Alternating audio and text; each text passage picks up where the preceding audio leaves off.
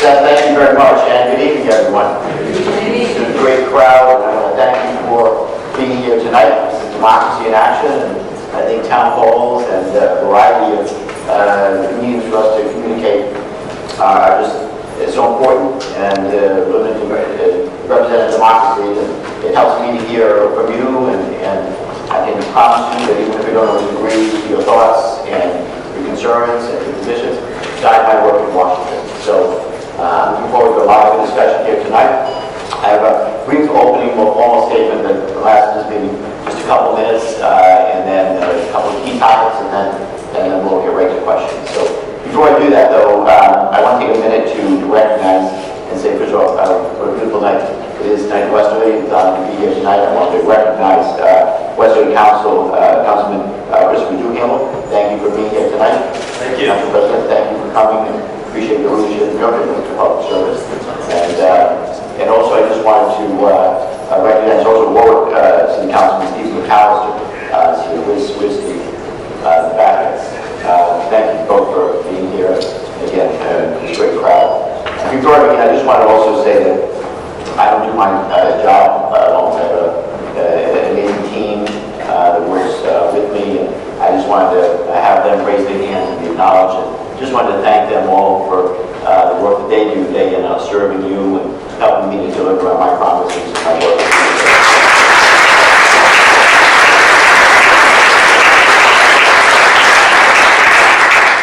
So, keep in mind going forward, if you have any federal issues, and sometimes we get calls not federal issues, looking for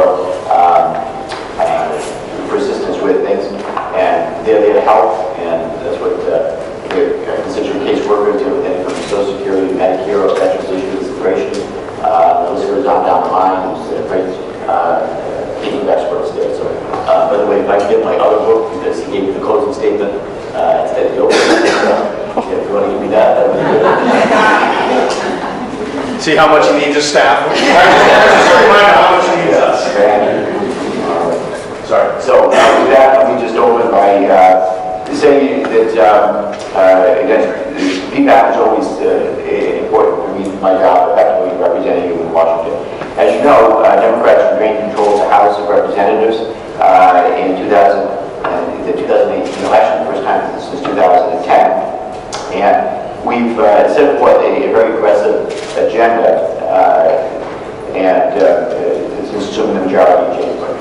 So the House has been tackling pressing issues right out of the gate, and very proud of legislation that we've already passed and addressed to lower healthcare costs, working to raise wages, and finally strengthen gun laws to stop gun violence that's ravaging communities across the country, just to name a few. Now, we just need the Senate to act on these important measures to get them across the finish line. Aside from these issues, the primary concerns, of course, that I've been hearing from my constituents right now late in relation to the House Judiciary Committee impeachment inquiry to President Trump's actions. After careful reflection and interaction with a lot of my constituents, I recently announced my support for the impeachment inquiry last week.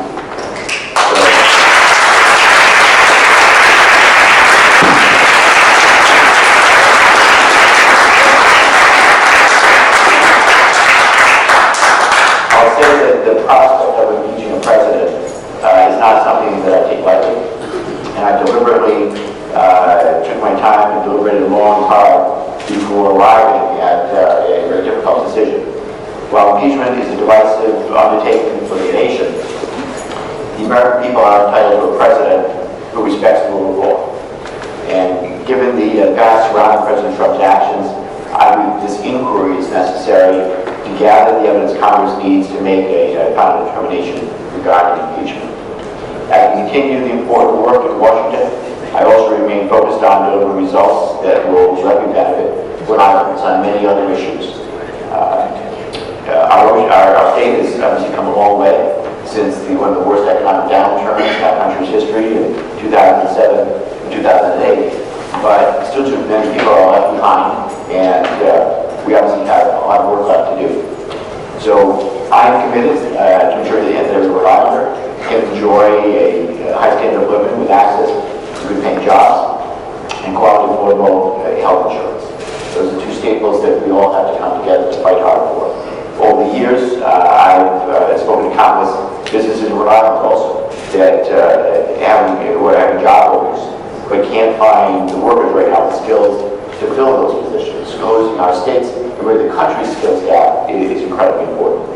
And that's why, as co-chair of the bipartisan career and technical education caucus, I continue to push for funding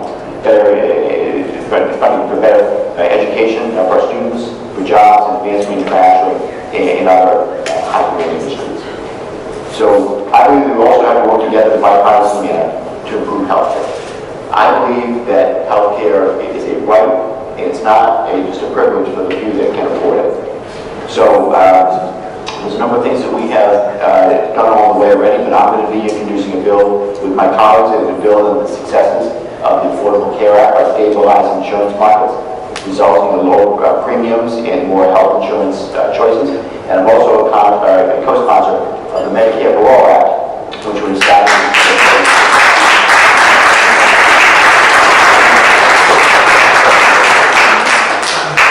So protecting our society also from cyber threats is another issue that I continue to lead on. From our election systems to the power grid, cyber intrusion pose a great risk to our critical infrastructure and our national security. On a local level, cybersecurity is a concern to businesses in Rhode Island that may be locked out of their computers by ransomware, or hospitals, or any number of entities that have already been impacted by this, and personal information or credit card numbers have been stolen and breached. And that's why I'm proud to have secured nearly $300,000 in federal funding to launch the nation's first nationwide cybercrime support and recovery hotline here in Rhode Island. The new system is operated by the